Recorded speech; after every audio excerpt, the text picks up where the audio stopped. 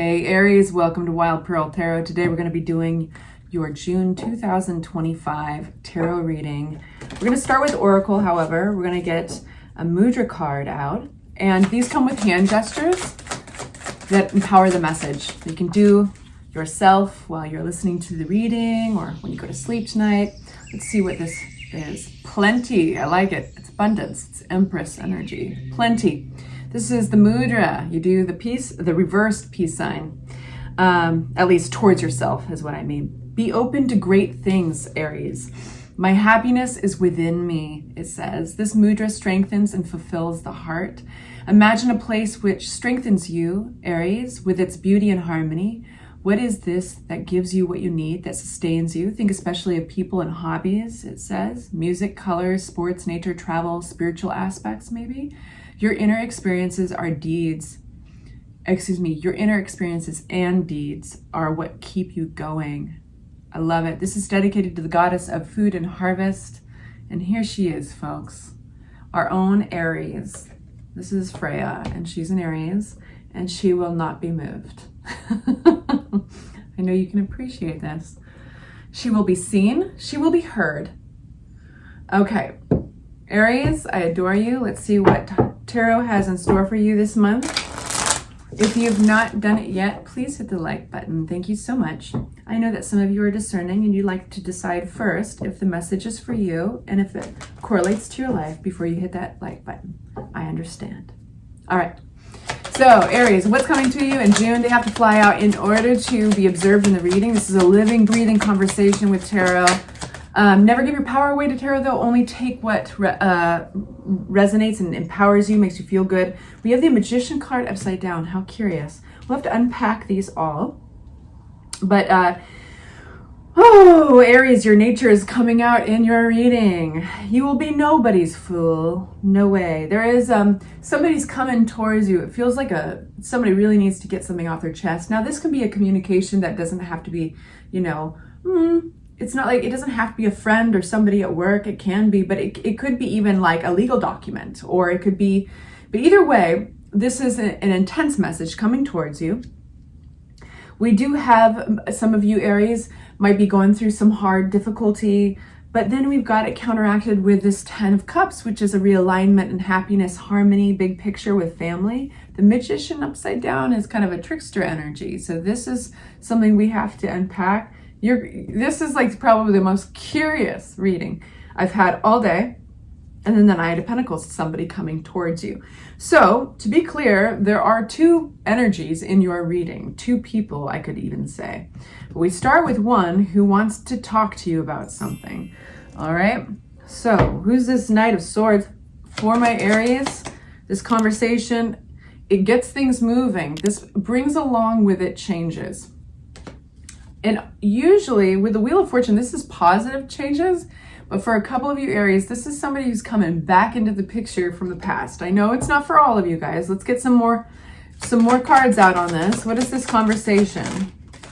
Oh, there's lots Tarot wants to say. There's other people in this reading. We've got Knight of Cups. We've got Queen of Cups. We've got some watery figures. These could be water signs, but they could be people that are very much in their feels. They want to get across to you how they feel about a situation. Why are you so nippy? I'm sorry, she's never like that. Okay, what does that mean for you? I just hit her in the face with a card. Sorry, that's what you get. Page of Swords. Page of Swords, yeah, here we go. So I think that where you have to be careful with Aries with this conversation is jumping to conclusions, or other people who have jumped to conclusions. There's an immature energy. It's specifically around communication. And so where the Page of Swords what it can look like is basically when somebody doesn't have the full story, and we just need to learn more details. So when you have this conversation regarding these two people, the Queen of Cups and the Knight of Cups, there is a real genuine effort being put forward, I think, to convey somebody's feelings on a matter. And I think it's easy in these situations around the realm of feelings. It's easy to kind of connect the dots on your own or come to our own assumptions, either for them or you. And so this would be a time to really pay attention to the actual information that is coming in versus what we might be fabricating, just filling in the gaps ourselves. Because when we have the Knight of Swords, it's suggesting that, the Page of Swords, it's suggesting those could be potholes, basically. We could jump to conclusions that don't serve our highest good. What's this Three of Swords? Good. I think you are coming out, if you have been in anxiety, ruminating, worrying about anything. I think you're definitely coming out of that. We have the Nine of Swords upside down to depict this time of ruminating and worrying around a disappointment or a broken heart is over. This is about making lists, to-do lists, what you want, thinking about the future, looking out towards what's possible. And you are equipped in a way that you never were before, represented by this globe that he's holding in his left hand. Now keep in mind, in his right hand, he's holding on to that staff that is anchored into the ground. That means you don't have to make any moves yet. This is a time for evaluating. This is a time for planning. But something has been out of balance, and I think it's correlating back on this intense conversation with the Knight of Swords.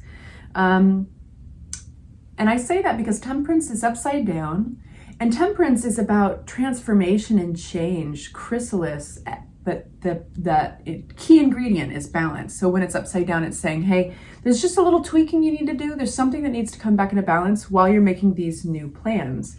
And here we have the lovely big picture card of the Ten of Cups, arriving at a place that is everybody's happy with, harmonious, big picture, where you're going with your family or where you're going emotionally with your relationships.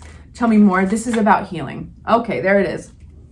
So this is all about healing. I feel that the words I need to be heard is coming through.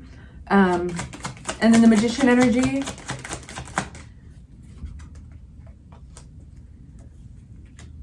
Who's this King of Cups? It feels like it's a whole family that's working together on this or communicating with each other. If it's not actually like blood relatives, it's those who you align yourself, you would call your tribe or your family. I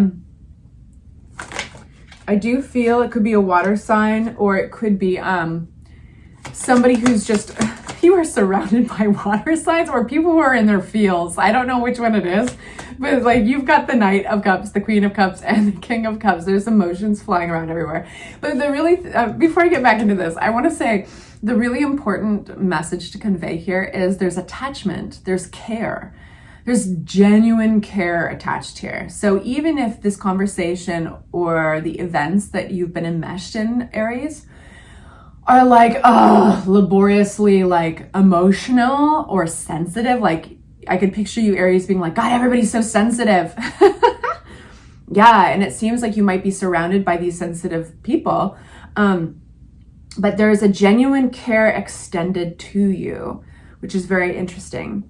Now this one is a really curious spread, and I want to get a few more cards out on it because I want to do it justice. I don't want to look over any important information.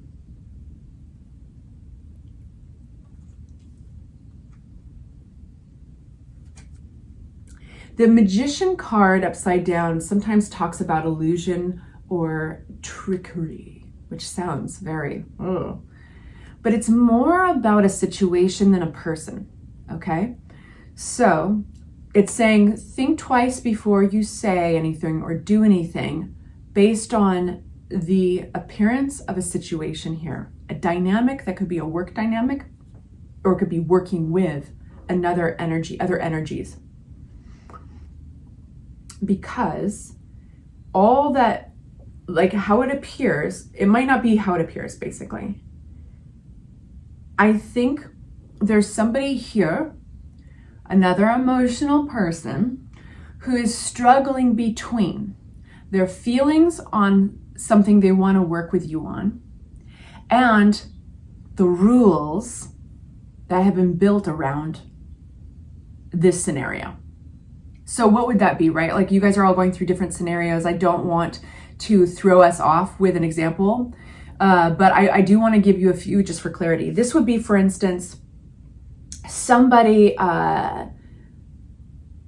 okay, this is kind of an interesting example that some of you guys do not relate to at all. But imagine a scenario where a family decides they're going to have an intervention with somebody that they love very much in their family.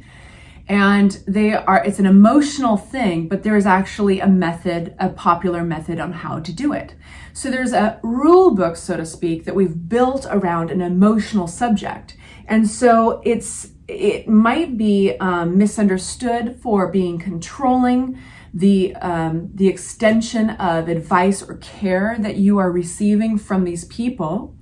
And mind you, again, a very few of you guys are probably in a situation where you're actually having an intervention, but there is an energy where you've got these people who want to work with you, but they have an agenda and they're emotional, and it's easy to be like, are you trying to manipulate the situation? Are you, so there's a relationship with trust that's coming into play. And it's important for me to convey with this specific spread that the one person in particular is really struggling, waffling back and forth between the said way to do this, the conventional way, the appropriate way to do this, and then how they feel about it. And that's where I'll leave that. I just needed to tell you that. Knight of Pentacles.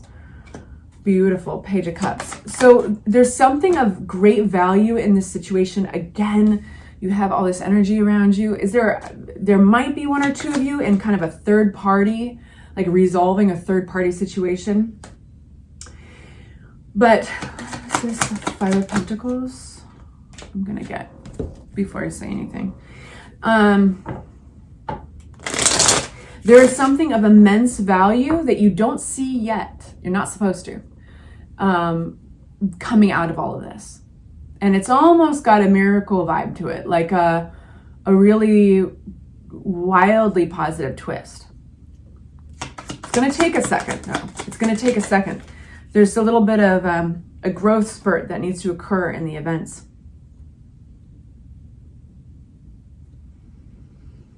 There's a sense of realizing one's worth as well.